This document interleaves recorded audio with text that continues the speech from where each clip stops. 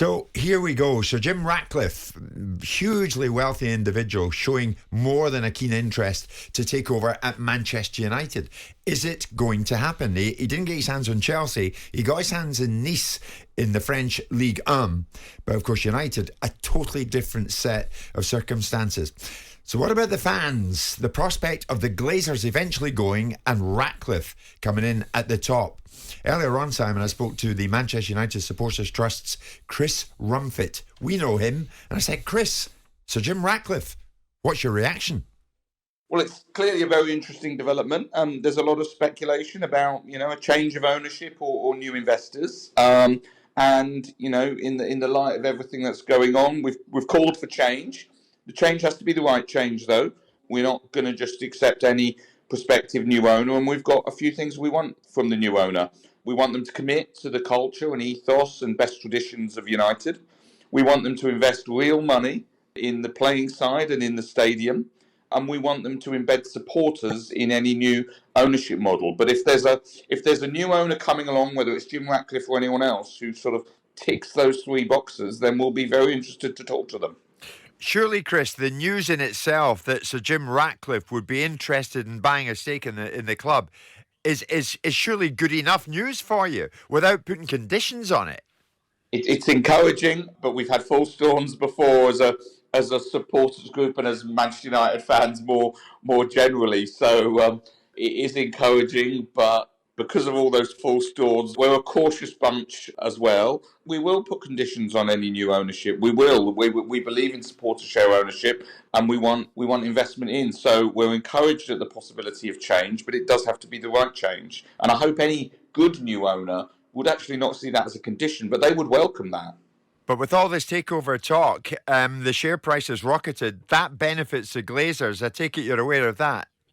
Well, of course. I mean, look, that's the nature of a business with traded shares, which Manchester United is, rightly or wrongly. The reality is the Glazers will only leave or bring in other investors for a return, and that's just a reality we have to live with.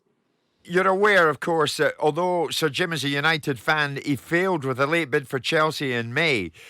But what that does show is he has an appetite for getting involved with a top club at the very highest level of the game. Well, indeed, and he's invested in other sports organisations, obviously the cycling team, Nice Football Club, which appear to be doing some interesting things in the south of France now. So, there's a track record there, which, would make him a potentially very interesting person for us to talk to and, potential future owner. So, Chris, could the news of Sir Jim Ratcliffe being on the scene in any way pull the brakes on the protests that are planned in future weeks, such as the one on Monday before the Liverpool game? If it's just at the stage it is now of sort of speculation with nothing properly confirmed with any of the parties, I wouldn't have thought it would change anything. It's a sign of hope, but, like I said, United fans have had their fingers burnt before, and so it would be hope tinged with caution as well. So I doubt it changes anything in the short term unless, things become a bit clearer and more substantial. Simon, there we are. Chris Rumfitt, yep. Manchester United Supporters Trust. I like Chris, although he'll probably be fairly underwhelmed to hear that.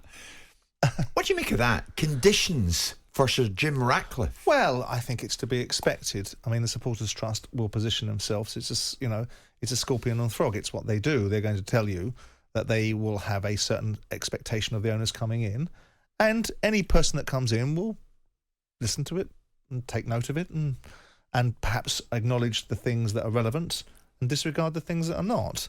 I mean, ultimately, the leverage that they have is probably limited. The conditions that they suggest that aren't conditions because the owner shouldn't see them as conditions despite framing them as conditions will probably be the same conditions that any supporter would want to see from their incoming owner, which is a difference from the previous ownership. So there's nothing wrong with that.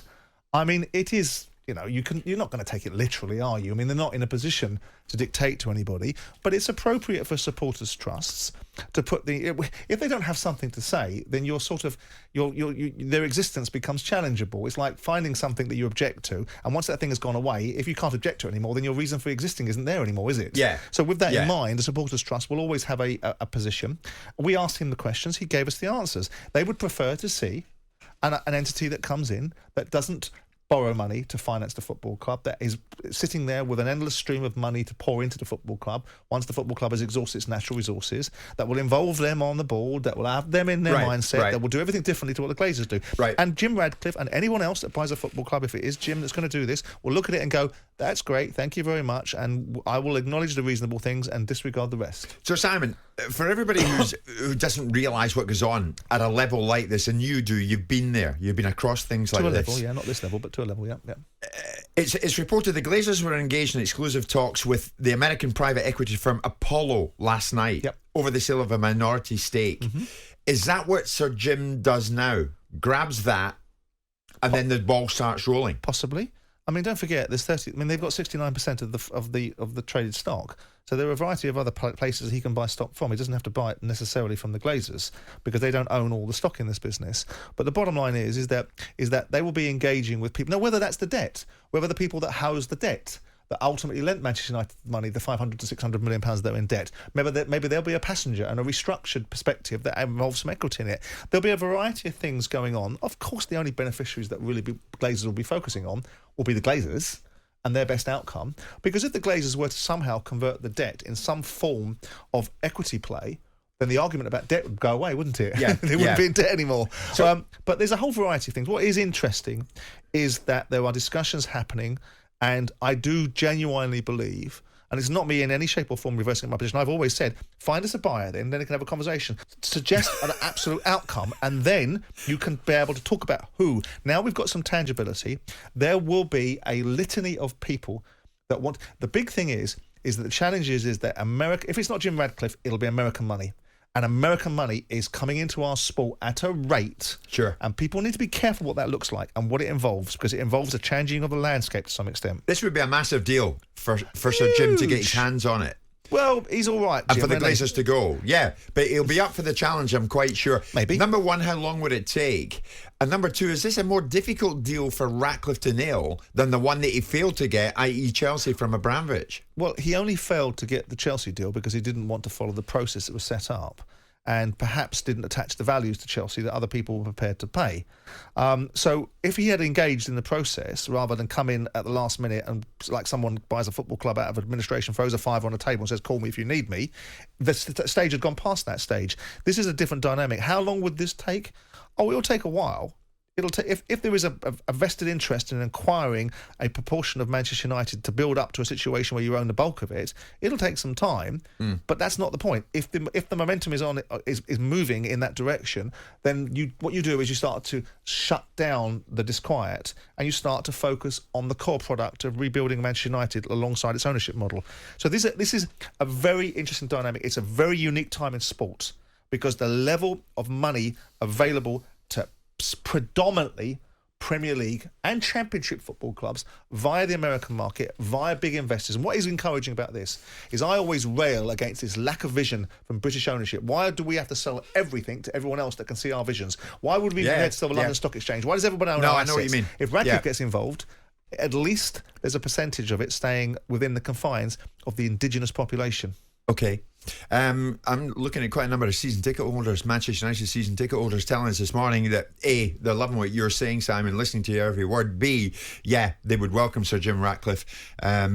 And of course, one or two of them are scoffing at some of the conditions that Chris Rumfitt made. It's anyone but Glazers, isn't it? Yeah. It appears to be that way. What I can tell you, on this show, we will stick with this. You have our word on that, and we'll do everything we can to get you the quickest and most accurate news from the Ratcliffe camp to you as this thing progresses.